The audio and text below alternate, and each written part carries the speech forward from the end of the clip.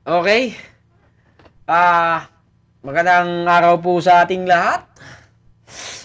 Hello, welcome po sa mga nanonood dyan. Mga 30 mil po na nanonood sa akin dyan. Magandang araw po sa inyo lahat. Eto na naman tayo, nagbabalik sa isang politics serya o episode. Politics bakbakan. Politics gulangan. Politics, ano ba tawag doon? Gago! Politika! Yun na yun! Naknanteteng naman ako. So, panoorin natin to, ha? Kanya hong sinasabi, Senator Pimentel, mayroon palang ginawa si Pimentel bago siya, bago ka malang maging congressman, bago ka malang bumaba bilang senador, meron kang magandang ginawa, Boss Pimentel, Boss Kiko, Miss Coco. Senator Pimentel sumulat kay SB Escudero para sa agarang proseso ng impeachment versus Sara. Yes! Anong sulat ni Senator Pimentel kay Yes. SP Escudero kaugnay ng impeachment laban kay VP Sara? Okay?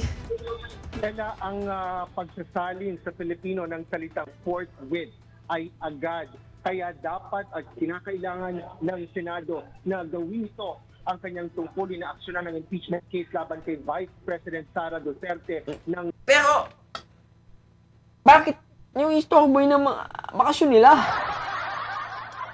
Ewan ko naman kasi sa Korte Suprema, sa Korte Suprema, buti makokontent tayo nito. Ewan ko naman kasi sa Kongreso na to, bakit kung kailan mag-a-adjourn na sila? Kung kailan magbabakasyon sila? Kung kailan mangangampanya si Bato? Mangangampanya si Robin para kay Bato? Pupunta sa Amerika si Tulpo? Magjejeta si Escudero kasama si Hart? Gago! Doon yung pinail. Di ba? Ako ho ay isang ordinaryong mamamayang nilalang. Lamang. Pero nahihiwagaan ako sa katarantaduhan ng kongreso na to. Ay. Na kung bakit kailan mag-a-adjourn na sila. Bakit mo ngayon lang pinail? Ha? Bakit? Martin Romualdez, binibigyan mo ang mga akusado o si BP Sara ng panahon para maghanda? Bakit ngayon mo lang pinail? Pwede namang 5 araw bago sila mag-adjourn. 10 araw bago sila mag-recess. 10 araw bago pumunta si Tulbo sa Amerika. Bago mangampanya si Bato. Bakit ngayon lang? Bakit ngayon lang kung magbabakasyon na sila? Ano ba naman nangyari sa'yo, Martin Romualdez? Yung ulo mo ba napunta sa tiyan mo? Ha? Martin, bakit mo lang kasi ngayon pinail? I-istorboy mo yung mga bakasyon ng mga senador. Martin, halika nga dito. Ilalagay ko lang yung tiyan mo sa ulo mo. Tuloy. walang antala. Dito nakatuon ang sulat ni Senate Minority Leader Aquilino Coco Pimentel III. Siyempre, gusto ba niyang sumali? Gusto ba niya maging judge bago ang kanyang last term? Bilang isang senador ng Bansang Republika? Bilang isang mambabatas ng mataas na kabulungan ng Kongreso? Inggit si Coco?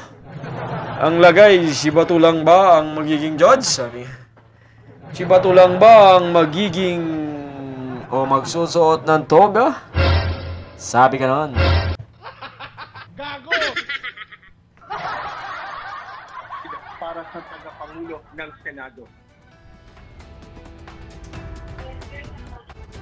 Sa sulat ni Senador Pimentel kay Senate President Francis G. Escudero, nakasalalay sa ilalim ng Article 11, Section 3, Paragraph 4 ng 1987 ayot na mababasa ang salitang trial by the Senate aso na to.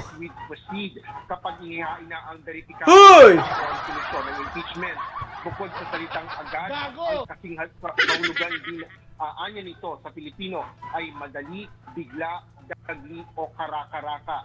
Gayon din anya ang nakasaad sa pagsasali ng konstitusyon sa wikang Filipino na dapat isunod agad ang paglilitis ng Senado. Bunsod dito, binigyan din ni Pimentel ang mandato. Oo nga. Ang ano nga ang boss, boss, tawag dito, pangalan mo. Boss Coco, eto na nga tayo, nandun na tayo eh. Istorboy mo yung bakasyon ni Escudero. Bakasyon ni Bato. Ay, hindi pala bakasyon ni Bato, mangangampanya si Bato. Tuwang-tuwa si Bato nung nag-adjourn ng Senate, eh, no? Yes, mga kampanya na ako. Nang hindi ako nag-judge. Tanya na. Stingyawa. Ba't kasi ngayon lang? Ng saligang bata sa Senado na agad na itagawa ang impeachment case kay VP Duterte. Sa kasalukuyan, naghihintay pa ang Senado ng pagbabalik sesyon ng Kongreso upang formal na umaksyon sa articles of Junto impeachment pa. na ipinasa ng mababang... Eh, paano kasi pag nag-expire na? Oh, nag-expire na yung impeachment complaint. Ang tanong, may expiration ba yon? Diba? Para bang... Kung ang pag-aalam po natin sa impeachment na yan, eh, para kung isang kaso lamang yan na tinurn over sa mga sa korte o tinurn over sa mga o hawak ng judge, di ba? Hindi ba ano lang yan? Kumbaga sa kaso, mga regular case, eh, itutuloy lang din naman yan ng mga susunod na magiging judge. Kung halimbawa, nag-retire na yung iba, di ba? Kagaya din ng Senate. Kung halimbawa matanggal si Bato, mawala si Bongo, mawalis si... Sino ba yung iba? Hindi makapasok ang PDP.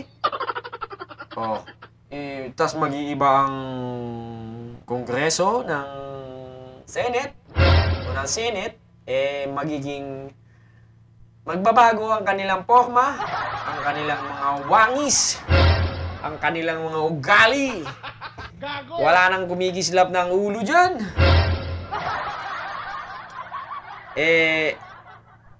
Ang sabi naman ho ng mga eksperto, ganun pa rin. Itutuloy lang nila at sila pa rin ang magiging kumbaga trial judge. So sana at pakinggan ni Senate President Escudero ang iyong kahilingan, Boss Coco. Naway pakinggan ka ni Cheese at ni Heart sa iyong sulat. Bago ang kanilang adjournment o recess. June 2 naman nakatakdang mag-resume ang sesyon. Biruin mo, February, March, April, May, June, 4 na buwan. Matapos taragis na yan. 4 na buwan na 4 na buwan. Nauna na rin sinabi ni Senador Escudero na makaka-action lamang sila para sa impeachment court o impeachment trial kapag mayroon ng plenaryo. Kinumpirma rin ni Senador Coco Pimentel na natanggap na ng opisina ni Senador Escudero ang kanyang sulat para sa tagapangulo ng Senado. Sa ngayon ay wala pang tugon dito si Senate President Escudero. So, in short, minamadali na po ang impeachment. Minamadali na po na gumulong ang impeachment. Minamadali na po na i-convince, or kahit ano ng Senate ang impeachment complaint na binigay po ng mga kagalang-galang na congressman noong bago sila mag-recess, di ba? Sa dinami-dami kasi ng araw, Martin, ha? Talaga pag Martin talaga pag mas malaki yung tiyan sa ulo putang ina. Paurong. Teteng naman. Ay nako, boss, cheese! Baka naman. Istorboy na muna namin yung iyong bakasyon. Ha? Hindi lang, isang buwan lang. Kailangan nyo lang mag-convince. Para tuloy na ang ating bakbakan sa Senate. Bakbakan ng mga Duterte at mga congressman. Ituloy natin ang pag-iyak ni Bato. Para naman si Bato, Boss at pakinggan mo ako. Para naman po si Senator Bato de la Rosa, makakaranas man lang po ng maging senator judge, di ba? Malay mo, who knows? Hindi siya makapasok, di ba? So habang resist pa kayo, habang nandiyan para si Bato, iparanas mo naman sa kanya kung paano maging senator judge, di ba, Boss Cheese? Ikaw, Boss Cheese, mayroon ka bang 3 taon di ba? Kaya, ano mo naman, iparanas mo naman kung paano maging senator judge kay Senator Bato. So, ato po ang recap. Minamadali na po ni Boss Coco ang impeachment trial kay Boss Madam Vice President. Kaya mga didilis, pasok! Iyak na naman kayo! Iyakin.